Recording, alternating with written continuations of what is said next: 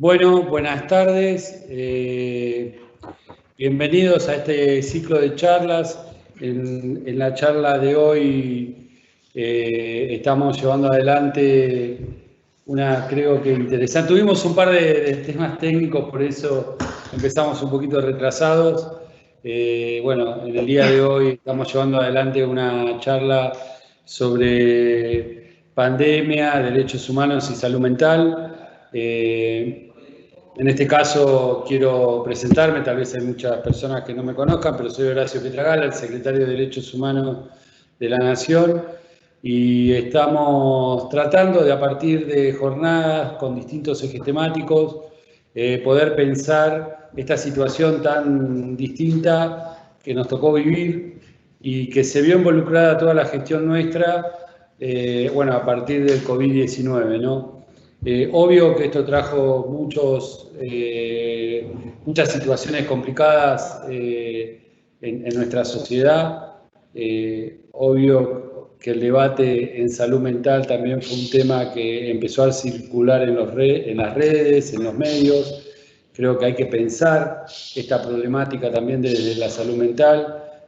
No todo el mundo está acostumbrado a llevar adelante una cuarentena de este tipo.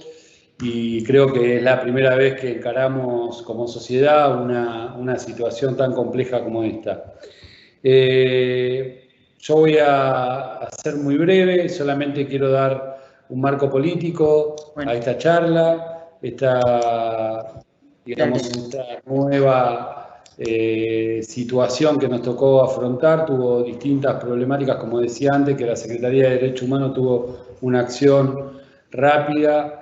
Desde que asumimos teníamos un plan de gestión, se vio interrumpido por esta pandemia, y quiero decir, porque bueno, la verdad que este marco generó también muchos casos de violencia institucional a nivel nacional. Esto se dio en todo el mundo casi. Y bueno, quiero aclarar que la Secretaría de Derechos Humanos desde el primer día está trabajando fuertemente. Es un eje importante de la Secretaría trabajar con la violencia institucional. Yo soy una persona que vengo trabajando con esta temática hace más de 10 años, y no por tener un cargo hoy en la Secretaría de Derechos Humanos vamos a dejar de llevar adelante la estrategia, de poder erradicar este mal de la sociedad. Obvio que se vio interrumpida nuestra campaña contra la violencia institucional a partir del COVID-19, pero nosotros abordamos todos los casos de público conocimiento, estuvimos desde el primer día, no cuando salieron en los medios nomás. Esto quería aclararlo por ciertas situaciones que se llevaron adelante políticamente en esta semana. Bueno, yo quería agradecer que estén todos conectados. Sé que hay no los vemos, pero hay una audiencia muy grande para presenciar esta charla, una charla muy interesante. Leo va a ser un poco el presentador, pero bueno, yo solo quiero decir que bueno, en esta charla obvio que va a estar acompañada grandes figuras en lo que tiene que ver con salud mental, grandes figuras que ven la salud mental como una problemática que Argentina tiene que afrontar, no solo en este marco, sino desde siempre. A muchas personas las conozco. Bueno, en el panel presento yo, así lo presento a Leo también. Va a estar Leo Gorbach, Alejandra Barcelá, que la veo conectada ahí también. Alicia Stoltiner, que está acá al lado mío, que no se pudo conectar en la casa y tuvo que venir hasta la Secretaría. Y Julieta Calmes, que recién se conectó, que tuvo ahí problemas técnicos también, pero ya está conectada. Así que bueno, yo agradezco la presencia de todos los que estén conectados. Y bueno, empezamos esta charla y agradezco el esfuerzo que hicieron todos los compañeros y compañeras de la Secretaría para esta nueva forma de conexión, plataforma que experimentamos hoy por primera vez. Así que le paso la palabra a Leo. Bueno, muchas gracias. Gracias, Horacio. Me sumo a las disculpas del caso. Les cuento un poco la cocina de lo que, en principio, estos problemas técnicos son problemas que vienen junto con la pandemia y las circunstancias que atravesamos y que yo pienso que de una u otra manera todo el tiempo nos están pasando a todos, así que nos disculpamos un poco entre todos. Nos sorprendió gratamente la cantidad de inscriptos para estas jornadas y tuvimos que cambiar la plataforma que habitualmente se usaba para este ciclo de conversatorios por una plataforma que permitiera, les digo que hubo hasta hace un rato 2.300 inscriptos, colegas, psicólogos, trabajadores sociales, médicos, docentes, abogados, psicopedagogos, familiares, de todo el país, muchos de provincia de Buenos Aires, Cava, pero también del norte, del centro, de la Patagonia, de mi provincia, Tierra del Fuego también, gente anotada. Afortunadamente el campo de la salud mental es un campo movilizado hace tiempo, movilizado por la construcción de un proyecto común, que es la transformación del sistema de salud mental, y hoy interpelado por una situación crítica, una situación inédita, una situación que nos agarra en ese proceso de transformación, con algunos avances hechos, pero también con mucha materia pendiente, y es el sistema de salud mental que tenemos hoy, y son las instituciones que tenemos hoy, son las políticas que tenemos hoy y las prácticas que tenemos hoy las que tienen que dar alguna respuesta a esta situación. Hace 3 meses aproximadamente la OMS declaró pandemia mundial el coronavirus. Nuestro país, así como otros países, cada uno tomó caminos y políticas distintas. Las políticas que tomó nuestro gobierno nacional, afortunadamente, han dado los resultados que hasta el momento íbamos esperando, en el sentido de aplanar la curva y darnos tiempo para recomponer un sistema de salud que estaba maltrecho. Eso se vino haciendo con el esfuerzo de todos, de la población, de los gobiernos, del gobierno nacional, los gobiernos provinciales y municipales. Se han tomado también medidas de contención social y económica muy importantes, el ingreso familiar de emergencia, el sostenimiento de los puestos de trabajo, el sostenimiento del sistema educativo, casi de un día para otro, ¿no? Y en ese contexto es que nos toca a los trabajadores y a los gestores de la salud mental de nuestro país dar una respuesta y repensar cuál es nuestro rol. El rol de la Secretaría de Derechos Humanos es un rol que se ha construido a fuerza de militancia de los organismos de derechos humanos y del trabajo de la Secretaría de Derechos Humanos de hace muchos años en el campo de la salud mental. Recordemos que la Ley de Salud Mental ha tenido el impulso fundamental de las organizaciones de derechos humanos y de la Secretaría de Derechos Humanos, y hoy es una política que el Ministerio de Salud, a través de la Dirección Nacional de Salud Mental, también ha asumido en plenitud. Pero desde este lugar queremos hacer, como Secretaría de Derechos Humanos, nuestro aporte, pensando, bueno, en este caso, tratando de que las colegas nos ayuden a pensar un poco esta situación de pandemia, de cuarentena, y cuál es el efecto en la salud mental y qué podemos hacer, ¿no? Así que bueno, ya los ha presentado Horacio. Yo empezaría por Alejandra Barcala, que la tenemos ahí. ¿Me escuchas bien, Alejandra?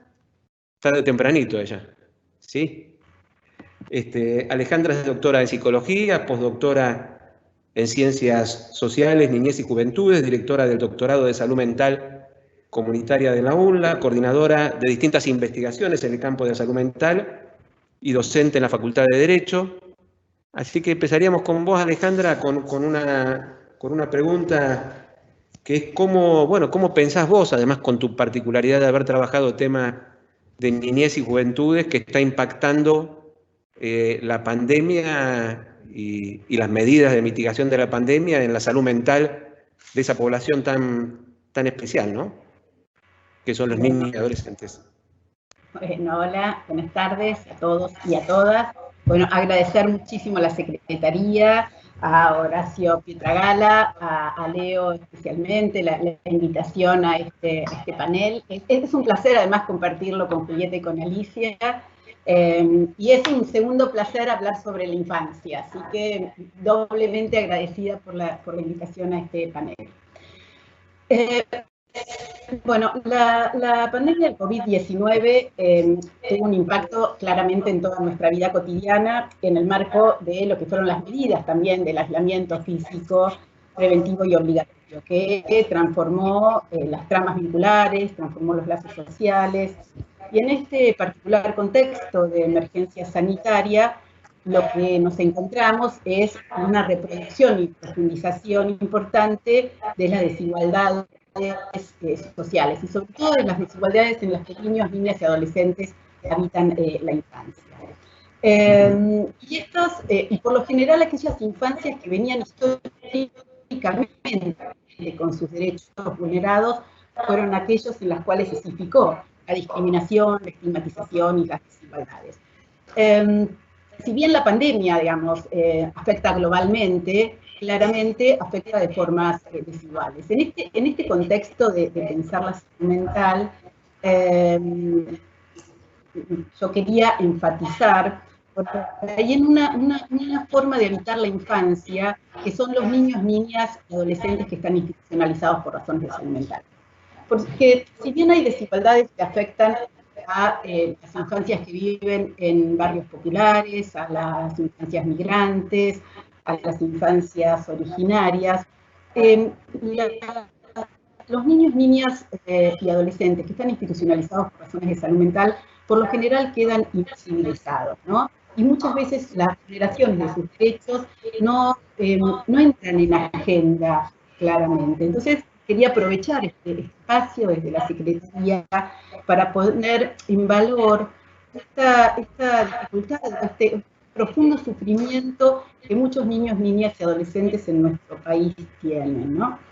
Hace unas semanas, digamos, muchos cientistas sociales, filósofos, analistas, se pusieron a pensar acerca del vida, ¿no? Yo querría rescatar a Paul Preciado, que había planteado algo que me parece que para pensar estas infancias es interesante, que planteaba que el virus replica, materializa, intensifica y extiende a toda la población las formas dominantes de gestión biopolítica y necropolítica que ocurren en nuestros territorios.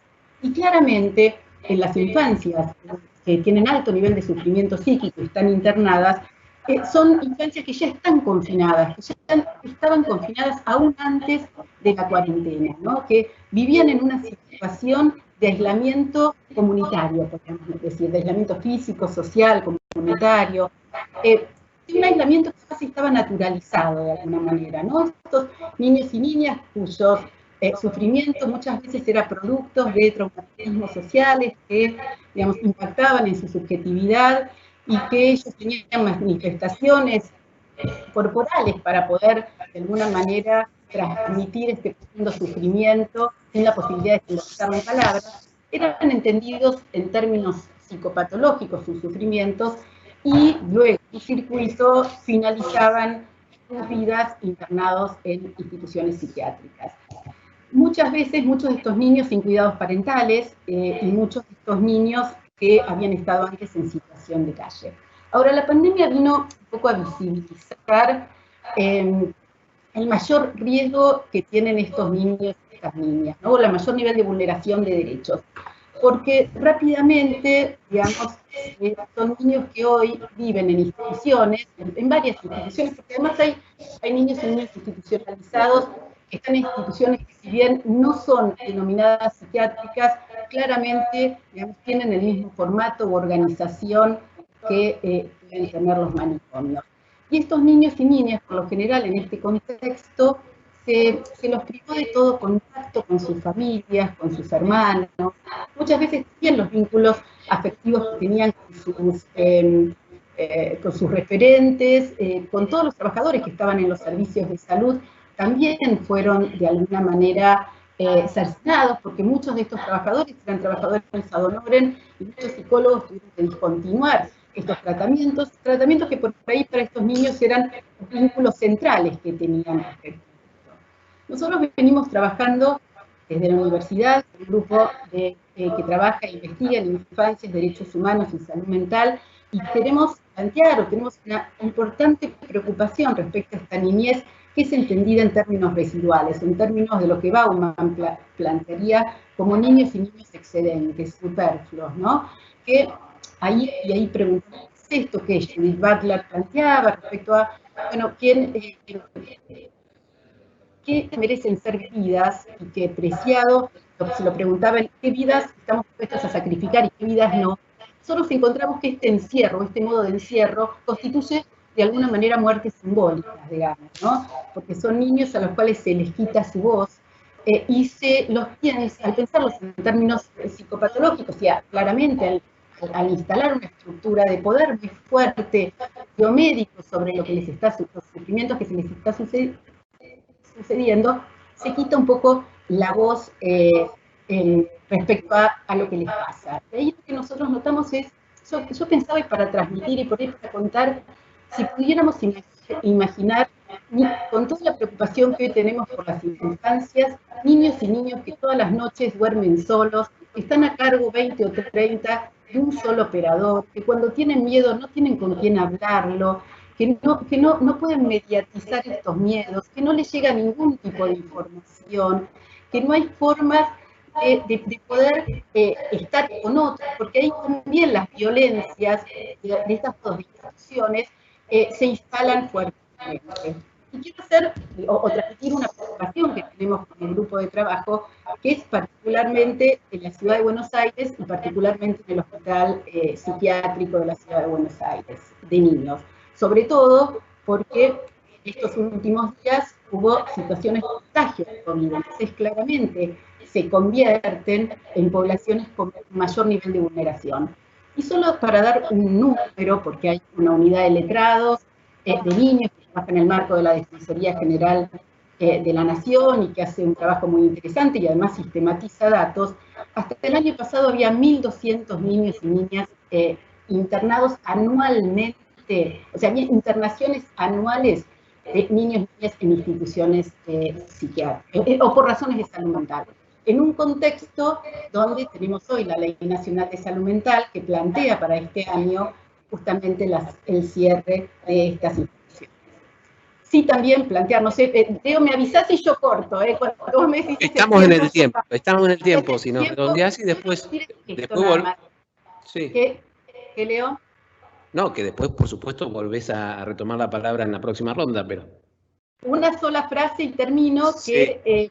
que hoy en la Ciudad de Buenos Aires se están cerrando las internaciones en hospitales generales para niños y siendo derivadas a instituciones monovalentes, y que esto es una preocupación en términos de esta articulación de pandemia, salud mental y derechos. Bueno, vos cortame cuando... Gracias, Ale.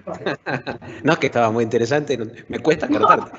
No, bueno, seguimos con Alicia Stolkiner, que está acá con nosotros.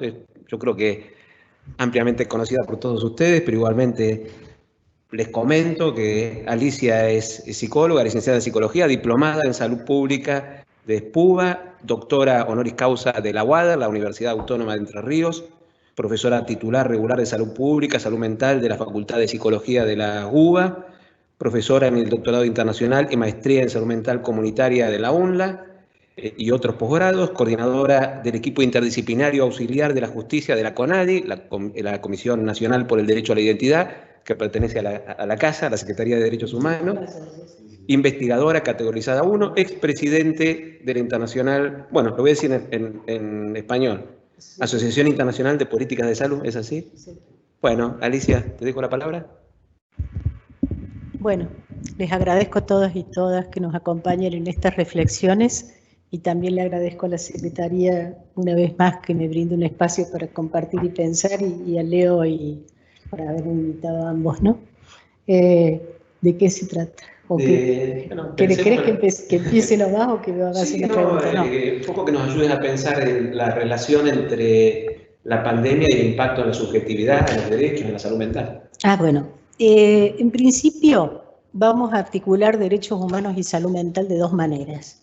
Una, considerando que la vigencia y la garantía de los derechos humanos es una condición de salud mental para el conjunto de la población, y otra, pensando en la particularidad que en el campo de la salud mental y en términos de lo que la Ley de Salud Mental plantea, y creo que Alejandra algo adelantó, tenemos en ese núcleo central que es la problemática de los derechos humanos puestos en juego alrededor de estas instituciones monovalentes en el año en el cual debía ser revisado su funcionamiento. Pero yo me voy a detener en lo primero. Y me voy a detener en lo primero porque me parece que además se ha producido una politización del discurso de la salud mental y casi diría una instrumentación de términos de la salud mental que bajan al sentido común y vuelven después a dárseles un supuesto barniz científico para rebotar. Obviamente, en el orden, en términos de afectación a nuestra subjetividad y a nuestro sufrimiento psíquico, el orden en primer lugar está producido por la pandemia, porque en realidad todos nosotros, sepámoslo o no, nos damos cuenta, percibimos, y si no nos damos cuenta es que estamos con una negación severa, de que un sistema hipercomplejo, de altísima inestabilidad, entró con esta pandemia en una especie de crisis catastrófica. Y ese sistema es nuestro sistema de vida. O sea, quiero decir, es prácticamente lo universal de lo que vivimos.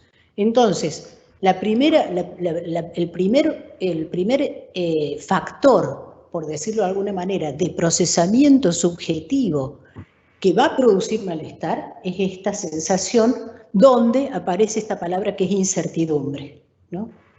Si una persona hoy en día tuviese certezas exactas, estaríamos hablando probablemente de un cuadro de psicosis. El presidente de los Estados Unidos, probablemente uno de los hombres con más poder del mundo, no hubiera podido ni soñar hace exactamente un mes la situación en la cual tendría su país en este momento, justamente por una temática de derechos humanos.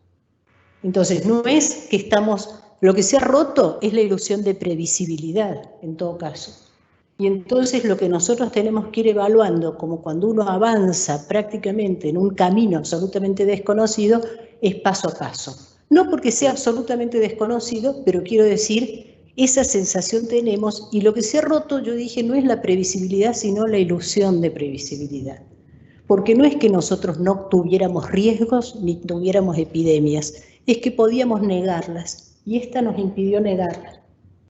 O sea, cuando fue la epidemia de gripe A, curiosamente, una epidemia que siendo menos contagiosa que esta, sin embargo, atacaba a una población, uno puede decir, francamente preocupante, los jóvenes, las mujeres embarazadas, etc., nosotros seguimos viviendo prácticamente como si no pasara nada. Y entonces pudimos atravesar la epidemia como si no existiera. O cuando apareció en el mundo la epidemia de HIV, un montón de gente consideró que eso a ellos no les tocaba hasta que le tocó abrazar a un ser querido que moría. Entonces, esta no se dejó negar. El segundo paso es la cuarentena, es la alteración absoluta de la vida cotidiana tal cual lo conocemos. El tercer elemento de malestar presidió en mucho a la epidemia y a la pandemia, que fue la crisis económica en la cual estábamos desde hace unos cuantos años, y que venía también en una inestabilidad notable que todos hemos sentido hasta en el cuerpo en momentos en que hemos estado prendidos viendo qué es lo que estaba pasando con nuestra economía y con nuestra vida.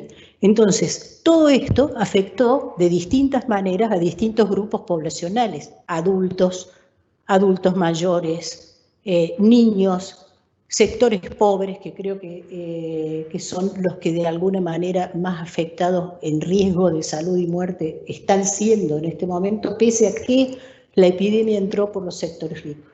Pero después se asentó donde se suelen asentar más las enfermedades, que es en los más vulnerados. Entonces,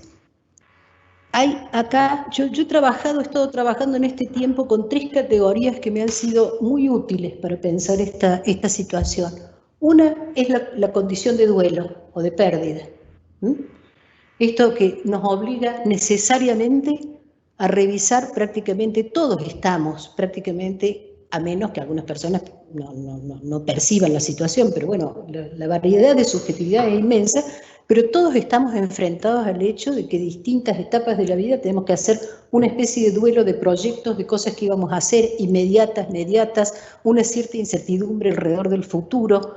Miren que hay cosas que están puestas en juego y discutidas hoy, que van a afectar futuros a mediano y largo plazo. Por ejemplo, la viabilidad de los grandes centros urbanos en los cuales vivimos. Eso ya está en debate a nivel mundial. Y no es extraño que algunos jóvenes estén pensando que una vida que supusieron iba a transcurrir en la ciudad de Buenos Aires, en realidad están empezando a pensarla en otros lugares, por poner un ejemplo. Lo segundo es el carácter de lo traumático, ¿no? Y lo traumático es lo que es difícil de elaborar, lo que es difícil de simbolizar, lo que uno no termina de poder darle sentido. Entonces, de golpe, se armó una especie de discurso bélico que estábamos luchando contra un enemigo, pero resulta que el enemigo es invisible y además no se lo puede matar porque ni siquiera está vivo. Lo más parecido que hay a las películas de zombies. Y lo que he escuchado en los últimos tiempos es la gente que tiene la sensación de estar viviendo justamente una película extraña. Esta sensación de extrañamiento con uno mismo, con el otro. Después, yo tomaría los efectos del confinamiento, del aislamiento, a mí me gustaría decir que no necesariamente el aislamiento físico fue un aislamiento social. Pero ahí se notó muchísimo, muchísimo. Se profundizaron brechas, pero no las brechas de las cuales siempre hablan, se profundizaron brechas por el acceso a las tecnologías, por el acceso fácil a determinados medios como estos, etcétera, por el acceso, o inclusive por el lugar donde se estaba en términos de organización comunitaria de los barrios y en términos de inserción territorial de los servicios de salud. Hemos tenido diferencias epidemiológicas notables entre ciudades equivalentes, Córdoba y Rosario, según el nivel de trabajo previo acumulado de trabajo territorial en salud en el primer nivel de atención, más allá de lo importante que son los respiradores y las terapias intensivas. Entonces, hay algo que a mí me preocupa de sobremanera, y voy a insistir sobre ello, tanto con los niños como con los adultos, que es una tendencia a la psicopatologización del malestar. Esta es la contracara de una cierta idea de que la vida es una felicidad continua sin dolores. La angustia, la inseguridad, la dificultad para salir. Hoy es la segunda vez en 80 días que yo salgo en auto de mi casa. La primera vez fue al Ministerio de Salud y la segunda fue acá, ¿no? Entonces, hay obviamente una alteración de las formas de vida que para algunas personas que tienen algunos recursos económicos que les permiten transcurrirlos cómodamente, lo que puede, sin embargo, afectar es el sueño, las condiciones de alimentación, el ordenamiento de la vida. Hay gente que quedó sin trabajo, hay gente que está trabajando, hay gente que está sobretrabajando, está mucho más exigida laboralmente, están los niños sin escolaridad. Todo eso, la organización del tiempo y el espacio. Ayer leí un texto que dice, en realidad está alterado el tiempo, no nos damos cuenta, pero está alterado el tiempo. Y todos tenemos esa sensación de temporalidad alterada. Entonces, lo que no querría, más allá de que yo estoy absolutamente seguro que para muchas personas tener un espacio de escucha individual, singular, en el cual esto sea alojado, etcétera, es importantísimo, yo creo que uno de los mejores soportes, de los factores protectores en salud mental del conjunto de la población en una situación como esta es básicamente que haya políticas de Estado y además acciones del conjunto de la sociedad que nos hagan sentir que nosotros tenemos red, que no es una sociedad de funámbulos, que no es una sociedad de individuos que piensan cada uno cómo pueden hacer para lograrse. Quiero aclarar, funámbulos son las personas que caminan por los cables. Yo entendía funámbulos. No, funámbulos. El término, una vez, ese es un artículo que publicaron una vez hace muchos años, que dije una sociedad de funámbulos, personas que caminan por los cables sin red abajo, ¿no? Nosotros no debemos, no queremos, no debiéramos ser una sociedad de funámbulos, y esta historia tiene una tradición. Estoy en un lugar que se recuperó por una tradición de lucha por los derechos humanos que se irradia al conjunto de la sociedad. ¿Y qué quiere decir luchar por los derechos humanos? ¿Luchar por mi derecho individual a hacer lo que quiera, aunque esto le cueste la vida al otro? No, no es así. Luchar por los derechos humanos es luchar básicamente por los derechos de los otros, porque esa es la única forma de garantizar mi derecho en relación al otro. Y esta tradición que nosotros tenemos es un recurso que la sociedad argentina tiene.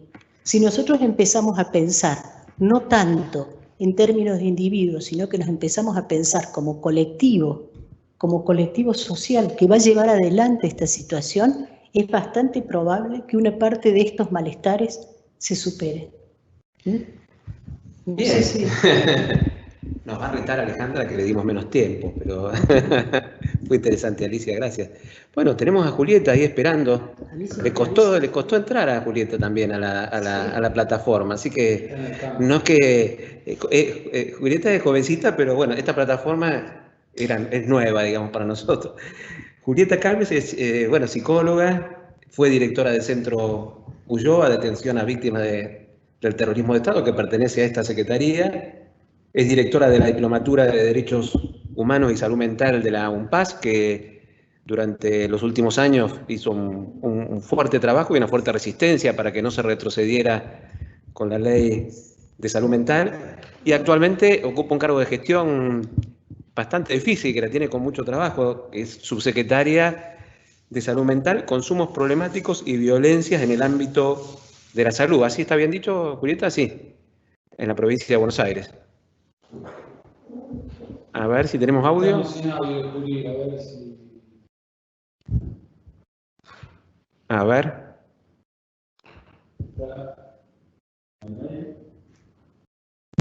Habla, a ver si te escuchamos. Estamos, muy bien. Les dije que Julieta tenía dificultades con esta plataforma, pero bueno.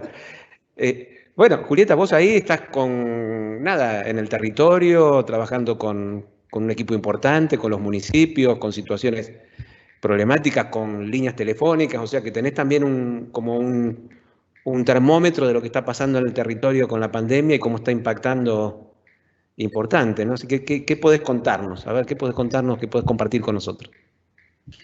Bueno, primero que el problema es de la plataforma, no es mío, quiero decir. Bueno. Bueno, y después, como dice Leo, me toca a mí, digamos, estar a cargo de la Subsecretaría de Salud Mental de la provincia de Buenos Aires. Es una provincia nutrida y extensa, como volvemos a decir cada vez que hablamos del trabajo que nos toca. Es una provincia con 17 millones de habitantes en un territorio muy extenso, pero bueno, afortunadamente con un gobernador que ha tomado decisiones también muy importantes para que este momento tan complejo lo podamos atravesar coordinadamente con la nación, de una manera por lo menos que nos permite ir construyendo estrategias posibles para generar lo que Alicia mencionaba, que es esta presencia del Estado en el acompañamiento y el cuidado en este caso a los bonaerenses y las bonaerenses. Me alegra mucho que esta charla la estemos teniendo en el marco de la Secretaría de Derechos Humanos. La posibilidad de que la salud mental se piense atravesada por los derechos humanos me parece que es una de las grandes conquistas de nuestro país, y bueno, en este momento pueda estar Horacio a cargo de la Secretaría y Leo a cargo de la dirección que involucra temas de salud mental. La verdad que hace de este momento histórico también un momento en el que nos podamos encontrar entre muchos de los que venimos trabajando en este recorrido. Así que celebro que estemos pudiendo generar este encuentro en ese marco y los felicito también por eso. Bueno, creo que esa definición que tiene la Ley Nacional de Salud Mental, ¿no?, que dice que la concreción de la salud mental está dada por el cumplimiento o la garantía de un conjunto de derechos amplios, económicos, sociales, culturales, nunca en nuestra historia reciente se ha hecho tan evidente como ¿no?, que la salud mental no puede ser pensada como una dimensión o puramente interior o puramente psíquica, o con su atravesamiento biológico, sino que hay que pensarlo en la vida de las personas, en el marco de las comunidades y también en el contexto histórico en el que eso se desarrolla. Me parece muy importante cómo Alicia situaba la cuestión de la incertidumbre, como una de las fuentes de malestar, la caída de la ilusión de previsibilidad, porque bueno, a veces se discute esto de hasta cuándo dura la cuarentena, pensar la cuarentena como fuente de malestar, y entonces la discusión es si hay que levantarla o no, como si la variable de lo imprevisto fuera hasta cuándo estamos en cuarentena. Y lo que estamos viendo es que incluso levantándose la cuarentena, como pasa en otros países de Europa, el mundo no sigue siendo el que era, y las maneras de relacionarnos no siguen siendo las que eran, y que hay una conmoción muy profunda de las formas de relación, de las formas de mirar el mundo, de la forma de estar en el mundo. Y entonces acuerdo mucho con Alicia en esta insistencia de asociar el impacto subjetivo o el impacto en salud mental de la mano de la pandemia en todas sus manifestaciones. En la provincia nos toca la responsabilidad de ir construyendo formas de trabajo. No sé si que den respuesta, porque sería un poco exagerado pensar que podemos dar una respuesta acabada a esta situación, pero sí al menos la construcción de política pública al calor de esta situación tan imprevista, que pueda estar lo más cerca posible de lo que leemos como malestar, de lo que leemos como necesidades, y que pueda a la vez tomar las formas contextuales de dispositivos de atención y de intervención que no son los clásicos. Los consultorios clásicos, los ámbitos sanitarios clásicos, tal vez no son hoy los espacios donde más podemos dar respuesta o donde más podemos ofrecer un espacio de acompañamiento y escucha. Yo diría que hay un plano que tiene que ver con la asistencia directa a las personas, que hay muchos dispositivos en curso y que eso es algo necesario, desde las internaciones hasta la atención psicológica, pero lo que estamos viendo es que los dispositivos con los que veníamos trabajando son complejos de mantener, por un lado, pero a la vez que la gente concurre poco a los hospitales. Por todos los motivos de salud concurre poco, y también por los motivos de salud concurre poco. Lo cual sería como muy necio que sigamos manteniendo los dispositivos convencionales, esperando que la gente se adapte a los dispositivos que teníamos en un contexto donde todo está cambiando. Entonces, en función de eso, creamos, por ejemplo, líneas telefónicas que tienen la función de brindar algún nivel de asistencia, pero sobre todo de construir un tipo de trabajo que es el del acompañamiento, que es un trabajo que la experiencia del trabajo con las víctimas de terrorismo de Estado ayudó mucho a comprender en nuestro país y enseñar a los profesionales de la salud mental, que es un tipo de intervención desde la salud mental altamente valiosa en contextos, y me parece que este es un contexto importante para volver a pensar, ya no en relación a lo judicial, sino a otro escenario, cómo la salud mental puede construir dispositivos de acompañamiento situados para las personas en estos contextos. Después, por otro lado, aparecen las situaciones ya más comunitarias, ¿no? Donde, bueno, las salitas, las salas de atención comunitarias al primer nivel, de alguna manera se repite algo de lo que pasa en los hospitales. Entonces, lo que estamos construyendo son equipos de salud mental que están acompañando los operativos territoriales, los que llamamos detectar, que es de búsqueda activa de personas con posibilidad de contagio, y ahí nos encontramos con un montón de escenarios donde los trabajadores de la salud mental pueden hacer aportes altamente valiosos, que es acompañar a las personas en momentos de sufrimiento muy inesperados, y que es muy importante que podamos tomar intervención en esos contextos, teniendo la plasticidad de dispositivos que hay que inventar. Y bueno, ahí se presentan muchas situaciones de angustia, desde tener noticia de que alguien se contagió, la propia persona, un familiar, como también algo muy difícil que es en todas las clases sociales, pero en los barrios populares aún más, el tener que dejar la propia casa y tener que ir a un centro de aislamiento. Son situaciones de verdadero desgarro que se viven en esos momentos, abandonar a los hijos y tener que ir a otro lugar, el temor por dejar la propia casa, que sea robada o que sea ocupada.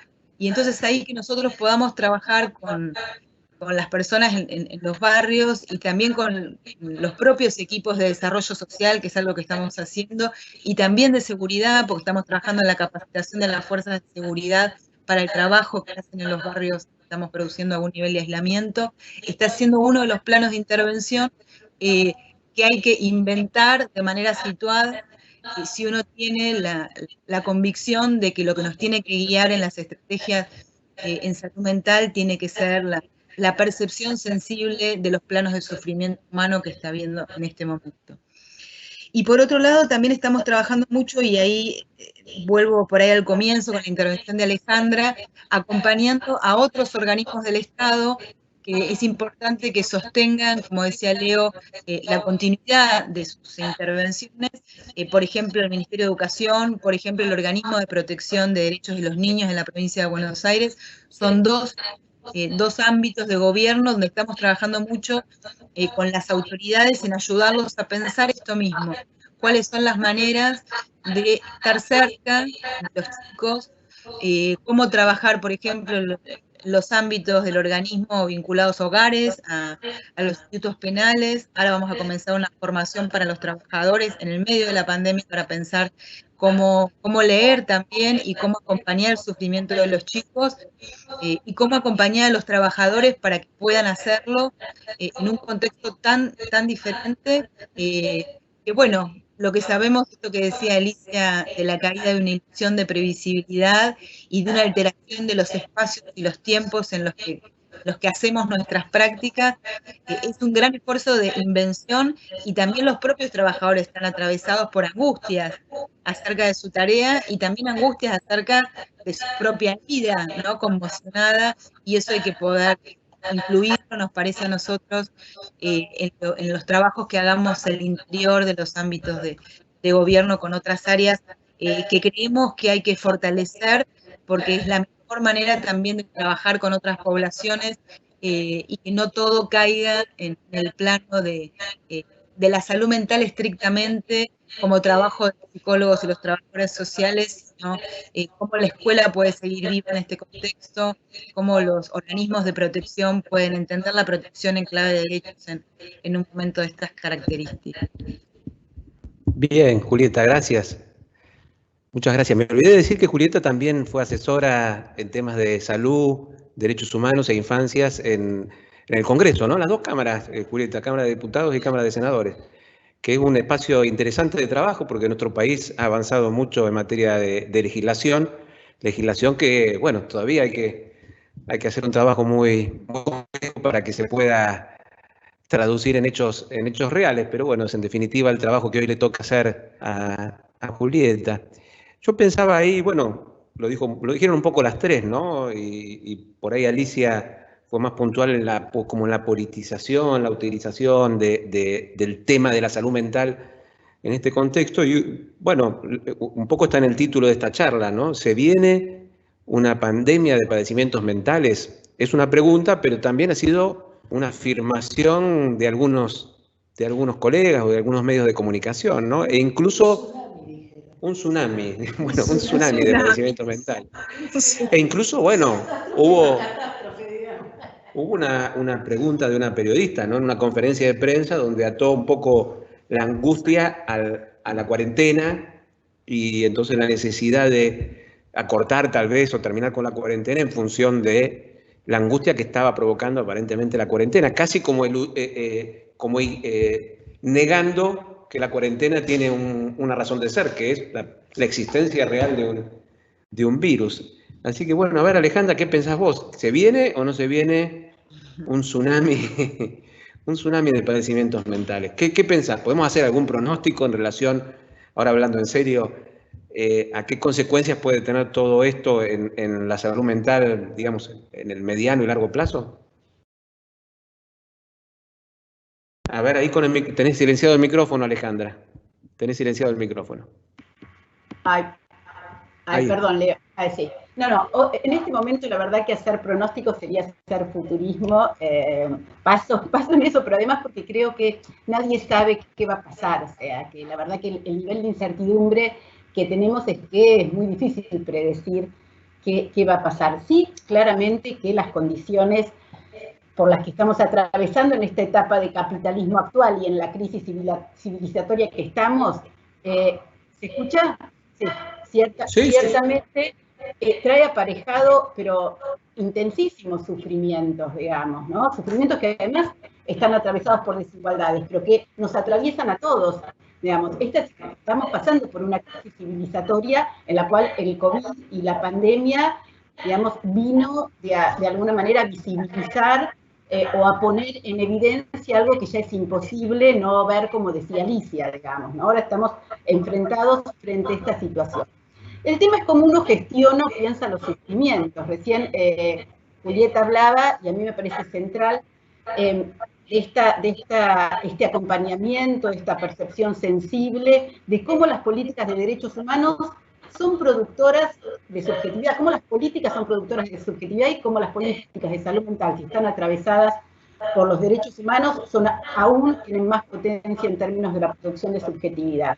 A mí me parece que la cuarentena, o sea, el aislamiento, es una medida de cuidado que está salvando un montón de vidas, puede además traer angustia. Ahora, el tema es no patologizar la angustia, digamos, sino ver de qué manera podemos hacer una elaboración creativa de este sufrimiento en esta etapa que nos tocó vivir, digamos, que permita construir algún tipo de sentido respecto a eso.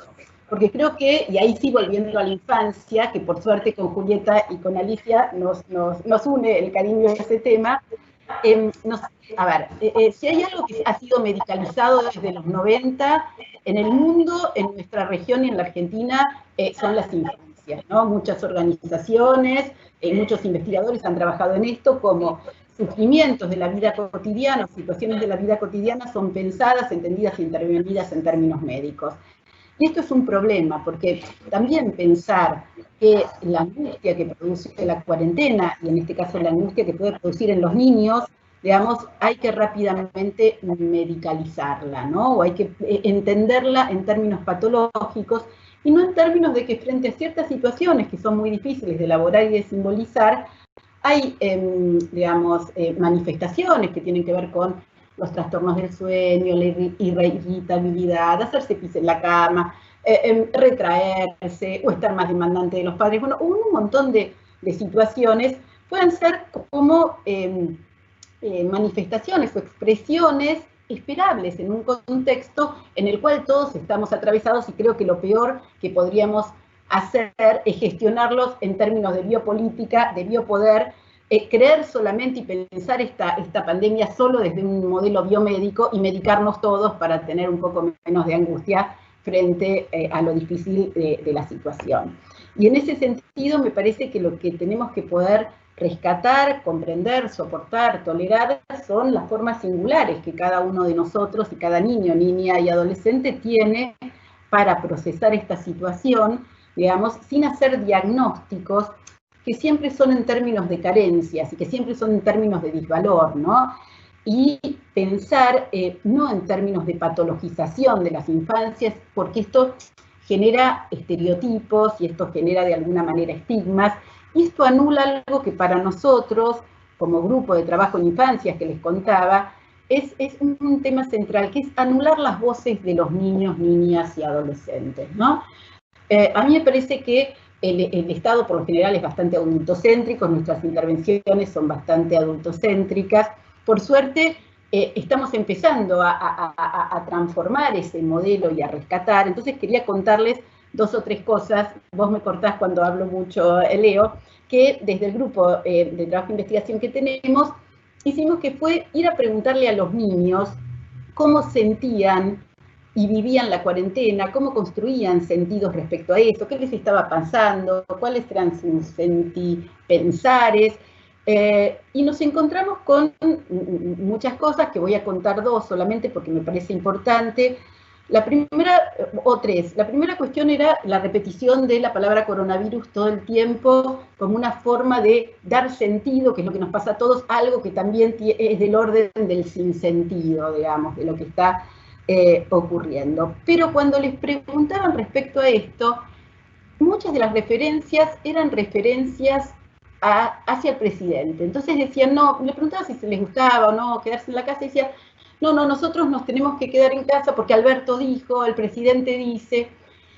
Y nosotros empezamos a interpretar esto, más allá de las cuestiones políticas de sus padres, como una perspectiva en términos de cuidado, de un registro, de un orden de legalidad y de un orden de cuidado que hacía que nosotros sintiéramos que para los niños era central sentirse cuidados por adultos referentes y responsables. Y otra de las cuestiones que ellos rescataban mucho y que me parece que es interesante para pensar, era el momento de aplaudir a el personal de los servicios de salud, los médicos, enfermeros, los camilleros, bueno, que estaban trabajando, ese momento de salir y aplaudir colectivamente, porque era un momento en donde nosotros entendíamos que los niños, más allá del aislamiento físico, entendíamos que como sociedad había un registro del otro, un valor respecto al otro, una construcción colectiva de reconocimiento a un otro que estaba de alguna manera cuidándolo.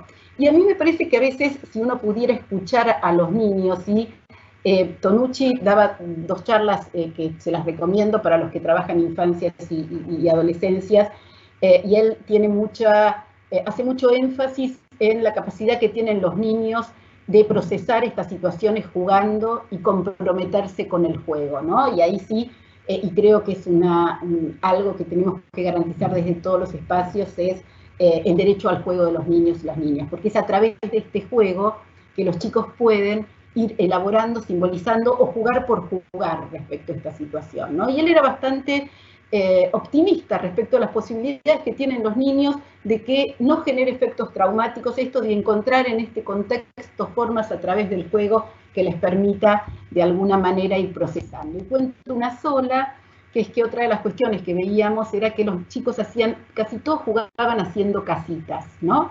O sea, hacían pequeñas casitas adentro de su casa, como una forma de, claramente los niños han perdido autonomía con el tema de la pandemia y con el tema de la cuarentena, porque no salen a sus casas, que lo que más extrañaban era el contacto con sus amigos.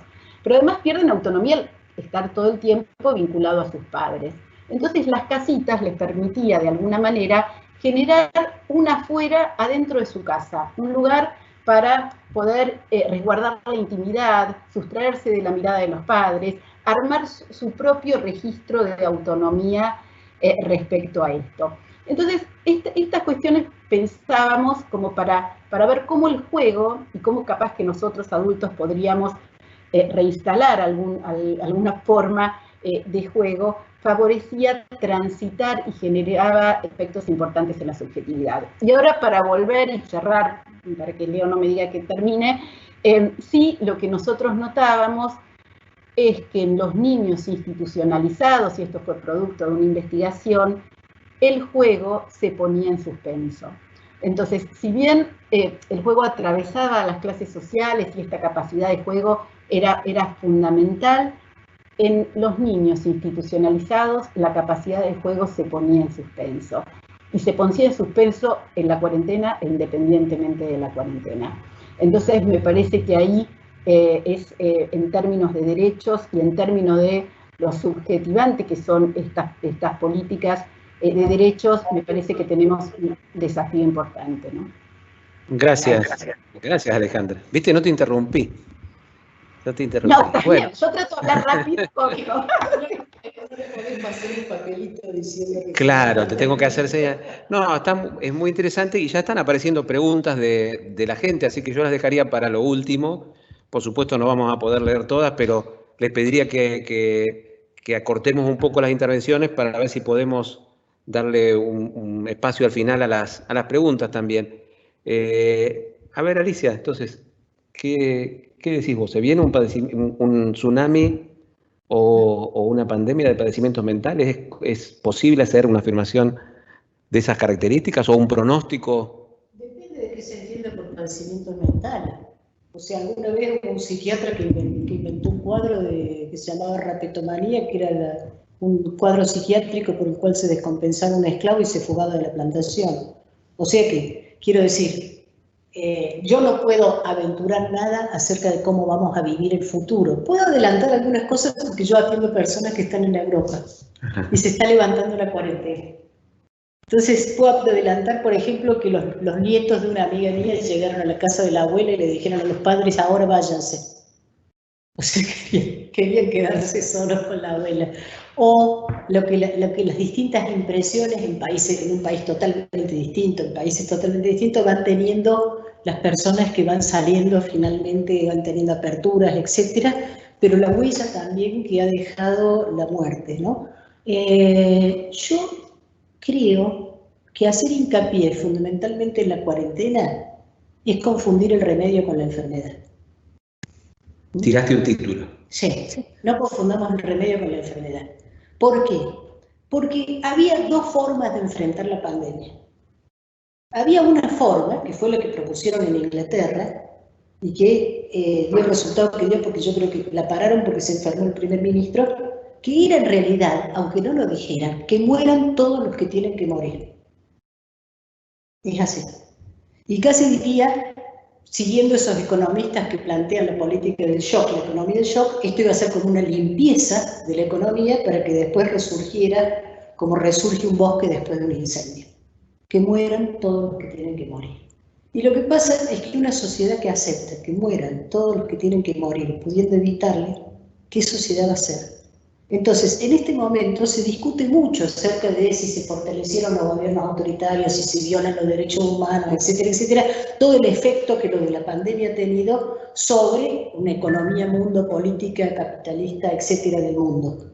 Pero lo que me parece que no se dan cuenta es que el riesgo de aceptar que mueran todos los que tienen que morir es volver a una palabra que en realidad la acuñaron los nazis, que es una sola palabra en alemán que dice vida, que quiere decir vidas que no merecen ser vividas. Los viejos, los pobres, las personas enfermas, los niños en desamparo, etc. Las personas con discapacidad. Las personas con discapacidad, etc. Entonces, si construimos una sociedad que vuelve a tirar desde una montaña, este es el origen de la cultura occidental, vuelve a tirar desde una montaña a los que tienen al niño que nacen con un defecto. Si construimos una sociedad que, aunque no lo diga y aunque siga pensando que esa experiencia fue un horror, está más o menos de acuerdo con que hay vidas que no merecen ser lloradas, como diría Judith Butler, entonces no sé si podemos hablar de una pandemia de enfermedades mentales, pero podemos hablar de una pandemia de subjetividades horrorosas, que a la larga, en términos de la vida, yo recientemente estaba viendo una encuesta que hicieron, que como indicadores de salud, una encuesta que hizo el Observatorio de la Facultad de Psicología, como indicadores de salud tomó tener relaciones sexuales, hacer actividad física y no me acuerdo cuál más. Eran todas actividades individuales. Ni siquiera era tener vínculos afectivos, era tener relaciones sexuales, ¿no? Quiero decir, ¿qué indicador tomamos? A mí no me preocupa el malestar. Quiero decir, me preocupa el malestar. Hay que ocuparse de él. Pero no necesariamente el malestar va a derivar en una psicopatología. Estos niños van a quedar signados por esta pandemia. Esto no tengo la mínima duda, como nosotros lo quedamos por la epidemia de polio. Nosotros, la generación que padeció la epidemia de polio, y no la olvidamos, y yo era muy pequeña, en general los niños de esa edad no tienen recuerdos, y yo la recuerdo. Pero también recuerdo algo que dice Ana Freud, que dice, si los padres no se asustan, los niños no se asustan, ¿no? O sea, hay algo que se transmite en esto. Y si nosotros socialmente logramos construir con esta experiencia terrible algo así como una sociedad un poco más justa, que ahora resulta que hay gente que dice, ahora nos dimos cuenta de los pobres que había. No, ahí estaban, no lo querían ver. Y si nosotros vamos a poder, en todo caso, generar, por ejemplo, un trabajo con las fuerzas de seguridad que vaya disminuyendo algo que no apareció ahora, sino que existe desde antes, mucho antes, que es la violencia institucional, y quizás vamos a lograr que esta supuesta pandemia de salud mental no exista nunca, que lo que existe es gente que va a necesitar un espacio donde ser acogida para procesar de acuerdo a su historia singular cómo se inscribió esta historia particular. Estaba pensando, tal vez no se venga una pandemia de padecimientos mentales, pero sí una pandemia de diagnósticos, ¿no? De psicofármacos ni hablemos. Y de psicofármacos, porque bueno, así opera el capitalismo. ¿Qué pensás, Julieta? Yo creo que tenemos que negarnos rotundamente a pensarlo en esos términos, ¿no? Que hay que tener una posición activa de negarnos a pensarlo en esos términos, como argentinos, por la propia tradición argentina de la salud mental, por la impronta de los derechos humanos. Porque aparte, ¿de qué nos serviría, no? ¿Qué haríamos si dijéramos tenemos una pandemia de padecimientos mentales, ¿no? Que claramente iría en el sentido de los diagnósticos, como dice Leo, de la medicación y de la estratificación de los niveles de atención, ¿no? De clasificar modelos de atención según patología. ¿Para qué nos serviría? Para eso. Y me parece que de lo que estamos hablando es, por un lado, un nivel de sufrimiento, en términos de pueblo, que habría que negarse rotundamente a clasificarlo, ¿no? A reducirlo al término de la psicopatología, porque es un nivel de sufrimiento que no se explica por la psicopatología, claramente, por más que haya alguna variable involucrada en eso. Y por tanto me parece que si nos podemos resistir a pensarlo en esos términos, también hay que pensar que la respuesta entonces tiene que ser de otra manera y no puede venir solo de la mano de los especialistas de la salud mental, sino que la respuesta a ese sufrimiento tiene que elaborarse por otros canales, que en muchos casos implicará espacios donde los psicólogos intervengan, en la asistencia, pero también en el acompañamiento y en la reflexión de otros dispositivos donde procesemos lo que nos pasa y reconstruyamos lo que nos está pasando, ¿no? Y también me parece que es un buen momento para poner en evidencia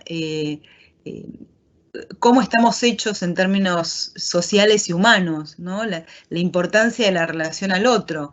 No sé si hubo otro momento donde no sea tan evidente la importancia del vínculo entre nosotros, ¿no? La importancia del vínculo de un ser humano con otro. Los abuelos con los nietos, con la familia, el extrañar la escuela, los amigos.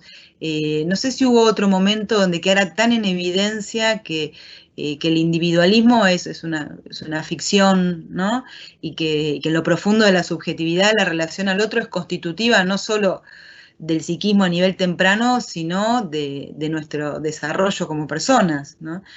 Por eso toda esa ilusión de que estando en cuarentena y aislados nos vamos a encontrar con nosotros mismos, ¿no? Uno se encuentra con uno en la relación con el otro. Por eso me parece que es un buen momento de aprendizaje y en especial para la salud mental, para volver a insistir en esta cuestión de que la relación al otro es constitutiva de nuestra subjetividad y que eso es algo que hay que tener muy bien considerado y que eso no niega en nada la dimensión singular, ¿no? Que el plano de la relación al otro no tendría por qué echar por tierra lo singular e íntimo de cada uno, y que es una dimensión importante y es importante tenerla muy presente también a la hora de pensar el padecimiento. Y después, por último, me gustaría volver a esta intervención tan fuerte que hizo Alberto en una de las conferencias de prensa cuando le preguntaban, ¿no?, si la cuarentena no estaba produciendo angustia, y él muy enfático dijo: angustia es que el Estado te abandone, ¿no? Y bueno, eso generó todo un debate, mejor o peor hecho, acerca de la angustia y el rol de la angustia, cuán singular es la angustia, etcétera. Pero me parece que dijo algo muy importante, y esto que dice Alejandra de la investigación con los niños, la verdad, agradezco, Ale, que haya equipos que puedan identificar en la palabra de los niños también algo de los efectos de las palabras de un presidente. Porque, bueno, de lo que habló es de la posición de un gobierno y de la importancia de un gobierno respecto de la vida del otro, ¿no? Lo que también decía Alicia, este gobierno optó por el cuidado de la vida, y Alberto incluso lo decía con todas las letras: cada muerte a mí me duele, ¿no? Cada vida del otro tiene un sentido en mí. Y que un presidente tenga esa valoración respecto de la vida del otro, y sobre todo de los sectores populares, como decía Alejandra, en relación a los niños, pero lo podríamos decir en relación también a los adultos, donde para muchos gobiernos ha importado nada, ¿no? Han sido vidas no que no valían la pena ser lloradas, ¿no? ni protegidas, que un presidente se ocupe de eso, mitiga el sufrimiento, pero además nos salva de alguna manera de algo que es de los peores dolores que yo he conocido, que tiene que ver con el desvalimiento absoluto, ya no con la angustia en términos singulares, sino con el desvalimiento en aquellas situaciones donde el Estado en toda su forma se ha retirado del cuidado y de la importancia de la vida humana para determinados sectores. Entonces me parece que el enojo de Alberto y esa frase que dijo es muy importante, y evidentemente los niños han sabido percibir ese cuidado, y como Alberto también habló y habla cada vez que habla, me parece que es poder ejercer en un sentido muy profundo el rol de un presidente de la nación en este momento. Así que yo creo que es importante también esa dimensión tenerla presente y pensar al Estado en ese nivel de cuidado de algo muy elemental que tal vez a las clases medias no les es tan evidente en algunos momentos. Así es. Gracias, Julieta. Yo en los últimos tiempos he estado recibiendo muchas encuestas, algunos trabajos de investigación sobre salud mental, pero también muchos incluyen la imagen del presidente, lo que opina la gente de los actores políticos. Y bueno, la verdad que es un dato que sostenidamente desde hace un tiempo, por lo menos desde que empezó la pandemia, la aprobación de la gestión, no solamente del presidente de la Nación, ¿no? Del gobernador, el jefe de gobierno de Ciudad de Buenos Aires, vamos a ver qué pasa después de lo de ayer de Palermo, pero en principio, todos los que han planteado medidas de cuidado, la cuarentena, etcétera, la valoración de la gente es alta, a pesar de que también la gente muestra su incomodidad, su sufrimiento, su incertidumbre. Y llamativamente, cuando le preguntan a la gente por los medios de comunicación y la actuación del periodismo, la imagen es muy mala, ¿no? Que hay una utilización, un show mediático. Así que yo creo que esto un poco tiene que ver con lo que están planteando acá, ¿no? En el sentido de que la salud mental es un proceso que se construye con múltiples variables y la política es una variable, y tener un liderazgo que te cuida, un estado presente en una situación como la que vivimos, evidentemente es un factor de protección de la salud mental. Ahora, ese factor de protección obviamente no determina la inexistencia de la angustia. Además, sería muy malo que borre la angustia, porque de hecho lo que transmite el propio presidente en algún punto es angustiante, porque no nos miente, nos plantea lo que está pasando, pero a la vez nos cuida, y eso ofrece como una mitigación, ¿no? de la angustia. Hay muchas preguntas que están llegando, yo no las alcancé a leer antes, digamos, pero bueno, las voy leyendo, si les parece, en voz alta, y 3 o 4 preguntas y vamos viendo qué podemos, o comentarios, ¿no? Maricruz dice: soy acompañante terapéutico y tuve que rever mi práctica para poder continuar sosteniendo el lazo vincular desde un nuevo escenario con la persona que acompaño, pero las ansiedades emergen y se hacen presentes. Muchos acompañantes terapéuticos anotados en este conversatorio, y cada vez más, con más compromiso y más activo el colectivo de acompañantes terapéuticos. Se va a hablar por qué aún psicología no está considerada como práctica esencial, con la enorme necesidad que hay de asistencia, pensar que todos los pacientes tienen acceso a tratamientos online. Acá levantaron Alicia, es falso, muchas gracias. Y hay muchas preguntas en ese sentido, ¿no? Creo que es un punto importante. No todas las provincias están en la misma situación, ¿no? De acuerdo a... Ni siquiera los municipios, me dice Alicia. Lo que sí quiero decir es que es un tema, el tema de la atención individual es un tema importante, no es el único, digamos, ¿no? Después por ahí Julieta ya empezó a contar un poco, pero cómo hay otros formatos de intervención que se han pensado en este contexto, pero bueno, hay mucho planteo en relación a esto. A ver, Alicia, ¿qué quería decir? Yo he hecho un seguimiento alrededor de este tema. El primer punto que apareció fue un conflicto con respecto al reconocimiento por parte de las empresas de medicina prepaga y obras sociales de la atención virtual. Esto tuvo, porque las empresas de medicina prepaga me parece que habían decidido que la atención virtual no la iban a pagar. Y entonces se cortaban todos los tratamientos individuales sostenidos previamente y ofrecían alguna de ellas, hay una de ellas que es una de las top, digamos, ofrecía un pequeño equipo que asistía únicamente la angustia producida por Entonces, hubo ahí un movimiento desde la Federación de Psicólogos, hubo movimientos en distintas áreas de salud mental, una nota de la Dirección Nacional de Salud Mental y finalmente la Superintendencia de Seguros de Salud indicó el reconocimiento. Esto, sin embargo, este es un país federal y el sistema de salud es absolutamente fragmentario. Entonces después se hizo, no se hizo, en algunas provincias sí, en otras no.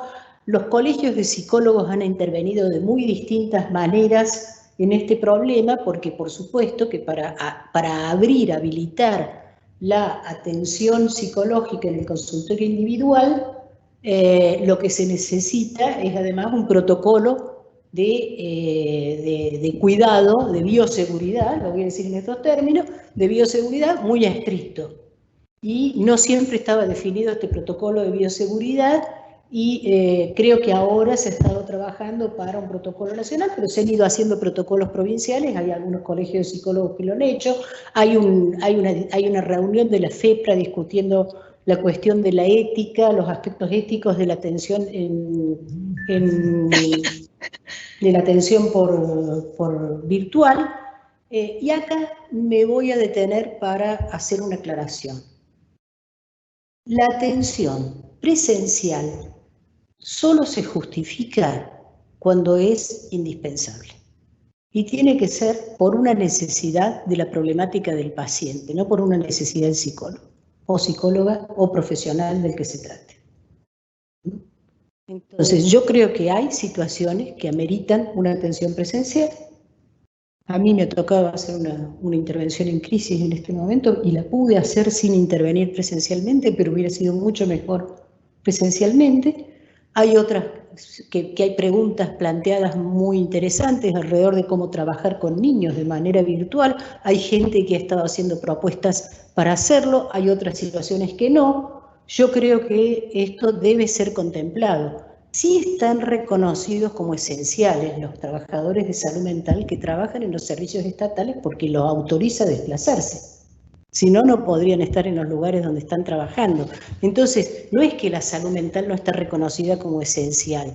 Lo que no está reconocido todavía, lo que no entró ahí, al no entrar como esencial en eso, es que eso estaba destinado a los consultorios privados. Entonces, privados o de obras sociales o de empresas de medicina prepaga. Entonces esto habilitó la apertura de los consultorios odontológicos, médicos, fisioterapeutas, etcétera, y no habilitó la apertura de los consultorios psicológicos, y esta es la demanda, en el buen sentido de la palabra, corporativa que hace este sector de la población con respecto a una parte de la atención. Ese es más o menos el diagnóstico que yo tengo. Diego, yo me voy muy interesante todo, pero me tengo que ir a una reunión al Ministerio de Justicia ahora, bueno, a las 19 ahí, así que tengo que dejarles todos, y bueno, estaremos en contacto. Muchísimas gracias por la invitación. Gracias ahí. Ponete el barbijo.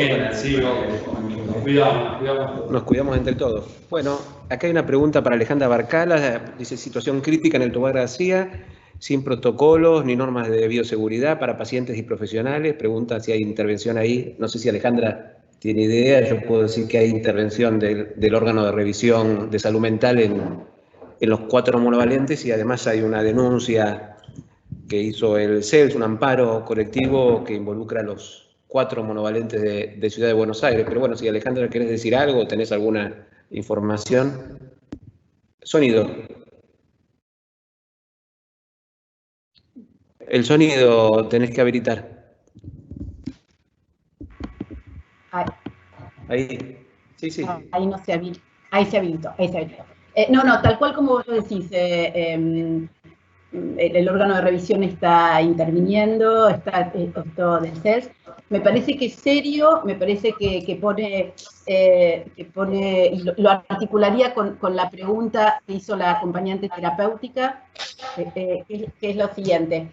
Me parece que en este contexto la pandemia visibiliza que los dispositivos manicomiales claramente vulneran derechos y tienen que ser cerrados de alguna manera, o sea, tienen que ser modificada la forma en la cual entendemos e intervenimos, y creo que este es un momento, y relacionado con lo que decía la compañera acompañante terapéutico, de mucha incertidumbre, pero que nos exige a todos pensar colectivamente de manera dialógica nuevas formas de brindar cuidados en el campo de la salud mental. Creo que es un momento inédito, que tenemos que evitar una aplicación crítica de las distintas teorías y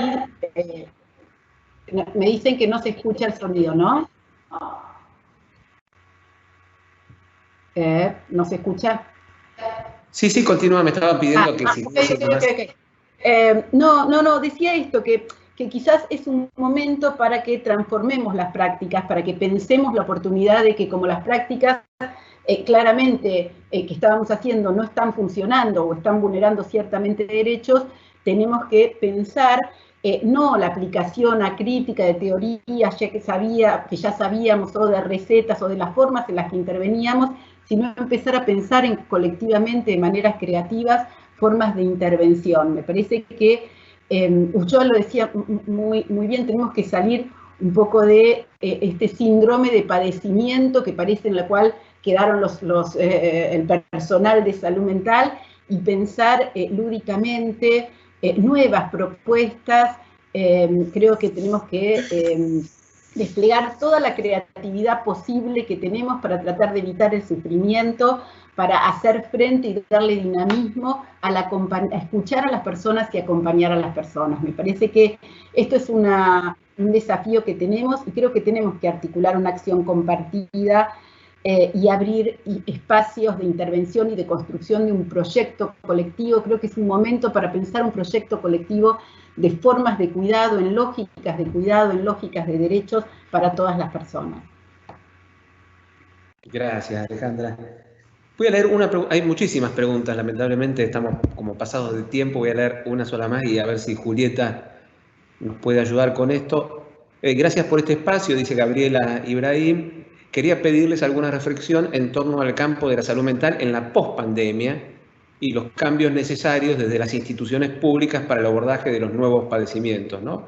Y yo le agregaría a esta pregunta también, Julieta, si podemos pensar que esta situación que estamos viviendo es un factor que demora o que va a tender a demorar o a cambiar la agenda que teníamos de transformación en salud mental, o puede, por el contrario, ser un acelerador de procesos, ¿no? Bueno, yo aprovecho, si hay trabajadores de la provincia de Buenos Aires de salud mental, para saludarlos y también en nombre de la subsecretaría agradecerles el compromiso en el trabajo que están teniendo, porque bueno, así como hablamos del sufrimiento, también hay que hablar de todas las estrategias solidarias y el compromiso que se está desplegando en este momento, que a mí en muchos tramos y momentos del día me emociona, y me gustaría también poder incluirlo en la conversación, ¿no? Sobre si la pandemia acelera o demora los procesos, yo lo pensaría en términos más amplios, no sé, para tomar el caso de Villa Azul, como un caso emblemático de un barrio donde hubo un brote, y Villa Azul podrían ser otro montón de otros barrios, bueno, la Villa 31 en la ciudad de Buenos Aires, pero en la provincia eso está produciendo que lo que ya se sabía en relación al nivel de precariedad y abandono profundo en el que están algunos sectores de nuestro país, lo que ya se sabía se vea con una evidencia después de la cual uno no puede volver a cerrar los ojos, ¿no? Y menos aún los que tenemos responsabilidades políticas, y menos aún los que formamos parte de un proyecto político como es el que está conduciendo el Estado y la provincia de Buenos Aires. Entonces yo creo que hay determinados planos donde los procesos se van a acelerar. De hecho, lo dijo el presidente también, por ejemplo, en relación a Villa Azul, y se están empezando a pensar proyectos, por ejemplo, de urbanización o de trabajo mucho más a fondo sobre algunos territorios y algunas deudas que ya se tenían. Bueno, el proyecto de nacionalización ¿no? Que Alberto ayer anunció, en ese sentido también la urgencia alimentaria acelera algunos procesos. Y en materia de salud mental, yo creo que hay algunas cuestiones que nos la demora un poco la situación de la pandemia, como la cuestión más de la planificación más tranquila y más ordenada, pero que hay muchos niveles donde los procesos se aceleran. ¿Qué procesos? Uno es el proceso de diagnóstico. Esta situación pone con una lupa toda la realidad del sistema sanitario como nunca antes, en una velocidad absoluta, y permite comprender la fragmentación del sistema, permite comprender qué ámbitos del sistema de salud mental están trabajando bien, dónde tenemos deudas, de qué tipo son esas deudas, y a la vez las estrategias comunitarias que comiencen a desplegarse en una rapidez que tal vez nos hubiera llevado mucho más tiempo poder construir, ¿no? De cercanía con los territorios y con las poblaciones. Y dentro de eso me gustaría también incluir los neuropsiquiátricos de la provincia de Buenos Aires, ¿no? Donde los procesos de transformación de esas instituciones, que eran ya una definición nuestra de la política pública para la provincia de Buenos Aires, hay algunas dimensiones de los cambios que nosotros teníamos la determinación de que sucedan, que ya se están acelerando, entre otras cosas, por ejemplo, la posibilidad de promover externaciones de pacientes de estas instituciones, y a la vez de cierta conmoción de la cosa estática de las instituciones cerradas, como los monovalentes, donde, bueno, la organización del trabajo, las relaciones entre sectores, los vínculos entre los gremios y las autoridades, los vínculos entre los neuropsiquiátricos y los propios municipios, todo eso que era muy trabajoso en términos de tradiciones, poder conmover, esta situación está haciendo que todo eso se acelere y encontremos, bueno, un sistema de salud muy exigido, pero que también va a haber encontrado un ritmo y un encuentro entre diferentes actores que van a permitir trabajar mucho mejor, entiendo yo, en la pospandemia, por supuesto, junto con la determinación política de un proceso, ¿no? Bueno, muchísimas gracias. Gracias a todos. Reitero las disculpas por la demora, pero bueno, tratamos de compensar hacia el final robando unos minutos el tiempo de demora del inicio. Disculpas a las personas que no pudimos leer las preguntas, muchos comentarios, tengo que decir muchos referidos a esta situación que contestó un poco Alicia sobre la atención en consultorio como servicio esencial. Vamos a pedirle a los asistentes nuestros de esta conferencia que puedan, a los asistentes me refiero a nuestros apoyos, que puedan rescatar todas las preguntas y los comentarios que hay, porque, bueno, nos van a permitir seguir pensando, nos van a permitir tal vez armar otros espacios para darle continuidad a este espacio de reflexión que yo creo que nos viene muy bien, ¿no?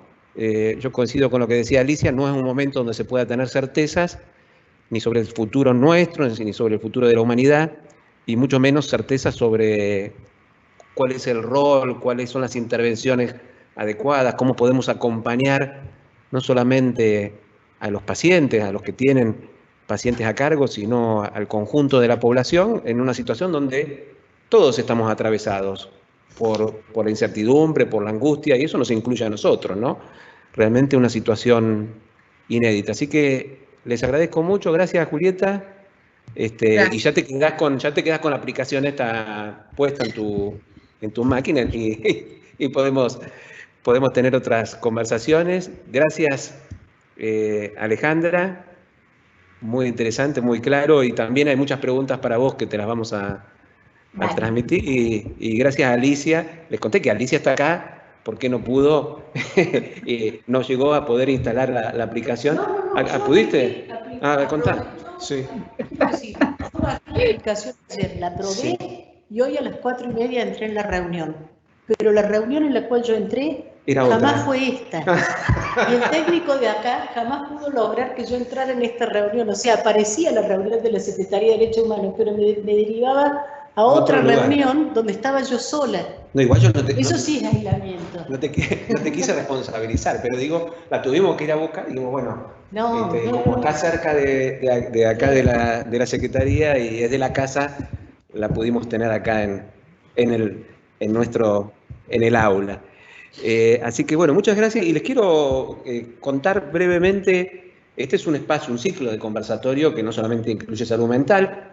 Mañana a las 17 horas hay una charla sobre TICs, derechos humanos, rol del Estado y marco regulatorio en el contexto de la pandemia, tecnología de la información y la comunicación, que en este momento es un tema álgido y va a ser muy interesante. Va a estar Horacio, va a haber especialistas, Gustavo López y otros especialistas y funcionarios que tienen que ver con el tema, así que están todos invitados. Pueden ver en las redes de la Secretaría cómo anotarse. La semana que viene, el 16 de junio, martes, va a haber una charla sobre afroargentinos, afroargentinas, visibilidad, reconocimiento y derechos humanos. Va a estar nuestro director Carlos Álvarez, así que Carlos Nazareno Álvarez, creo que, ¿no? Sí. Esto también va a estar circulando en las redes para que se puedan anotar, un tema que también es interesante de pensar en este contexto. Y el 23 de junio, nuestra directora del Centro Ulloa, Laura Sobredo, ya está organizando una actividad muy interesante que sí tiene que ver específicamente con salud mental, que es el tema de la violencia institucional, ¿no? Vamos a tener una charla sobre pandemia, violencia institucional y salud mental, el impacto subjetivo y el acompañamiento de las víctimas. El Centro Ulloa, que tiene una larga experiencia en este tema, lo mismo que su directora Laura Sobredo, así que también en los próximos días vamos a estar subiendo a las redes y por ahí, bueno, les mandamos un mail a todos para que se puedan anotar y esperemos ahí sí tener menos dificultades técnicas. Pero bueno, fue un placer enorme, muchas gracias Alicia, gracias a todos y nos vemos en la próxima. Bueno, un saludo a todos.